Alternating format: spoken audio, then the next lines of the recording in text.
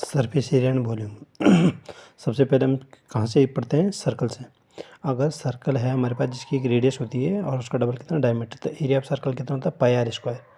और circumference of circle कितना होता है? 2 पाई आर एच। कितना होता है? 2 पाई आर एच इसका सर्कमफेरेंस, क्योंकि जो 4 साइडेड क्लोज फिगर जो भी या 3 साइडेड जो साइड वाले फिगर रहते हैं उनमें पेरीमीटर निकाला जाता है, इसलिए इसमें क्या फाइंड किया जाता है? सर्कमफेरेंस। ठीक है। अब वॉल्यूम ऑफ सर्कल कितना है? पाई आर स्क्वायर। जैसे हम इसमें सर्कल में एक हम हाइट बढ़ा देते हैं, सिर्फ एक हाइट इसमें मल्टीप्लाई करने से pi R square into H क्या बनता है? Volume of cylinder. किसका? Volume of cylinder. Pi R square, area of circle pi R square, उसमें एच से मल्टीप्लाई का पाई स्क्वायर एच। वैसे इसका सर्कमफेरेंस कितना होता है? 2 पाई आर एच। कितना होता है? 2 pi R. Circumference of circle कितना होता है? 2 पाई आर। 2 pi R. और curve surface area of the cylinder कितना होता है? 2 पाई आर इंटू एच। इसका मतलब आपको याद रखना है कि एरिया ऑफ सर्कल में पाई आर स्क्वायर में जब एच का मल्टीप्लाई करा तो वॉल्यूम ऑफ सिलेंडर बन गया, सर्कमफेरेंस में एच मल्टीप्लाई करा तो क्या? कर्व सरफेस एरिया बन गया।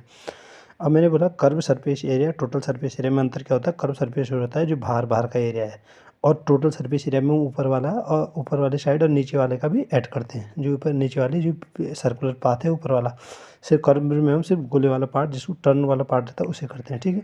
इसका मतलब है curve surface area 2 pi R H है, और टोटल सरफेस एरिया ऐड करूँगा तो पाई आर स्क्वायर है, पाई स्क्वायर है कितना? 2 pi R square H. 2 pi R H के साथ 2 पाई आर स्क्वायर ऐड करूँगा, फिर 2 पाई आर कॉमन लूँगा, आर प्लस एच बचेगा। सिंपल है।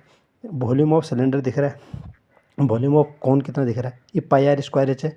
हमेशा एक सिलेंडर के अंदर, मैं आपको करके दिखाता हूँ, एक सिलेंडर के अंदर हमेशा 3 कोण फिट हो सकते हैं। कितने? एक है, एक है, 1 2 3, 3 कोण फिट हो सकते हैं। इसलिए हमेशा वॉल्यूम ऑफ कोण इसका कितना होता है? वॉल्यूम ऑफ सिलेंडर का 1/3 पाई आर स्क्वायर एच होता है। कितना होता है? इसका 1/3 क्योंकि 3 कोण क्या है? एक सिलेंडर के अंदर फिट हो सकते हैं। ठीक है।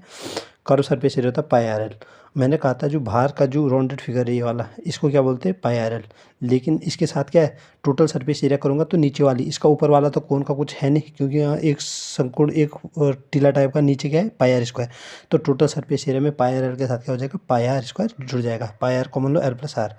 सेम हेमिस्फीयर का है, curve surface area 2 pi R square है। टोटल सरफेस एरिया में ऊपर वाला पार्ट भी जुड़ जाएगा। ये ऊपर वाला पार्ट क्या है? इसमें नीचे वाला तो कुछ है नहीं, कटोरोनुमा है। हेमिस्फीयर बॉल जो रहती है उसके नीचे वाला पार्ट कुछ है नहीं। इसमें कितना जुड़ जाएगा? Pi R square, 2 pi R square. तो इस कर्व सरफेस एरिया का इसके साथ क्या जुड़ जाएगा? Pi R square.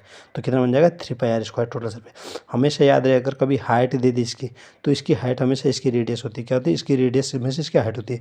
और सिमिलरली कर्व सरफेस एरिया में क्या होता है? टोटल सरफेस ये कर्व सरफेस एरिया स्फीयर क्या होता है? 4 पाई स्क्वायर। वॉल्यूम इतना, इसकी जो डायमीटर होती है वो स्फीयर की हमेशा क्या हाइट होती है। ठीक है। इससे रिलेटेड बहुत क्वेश्चन आते हैं।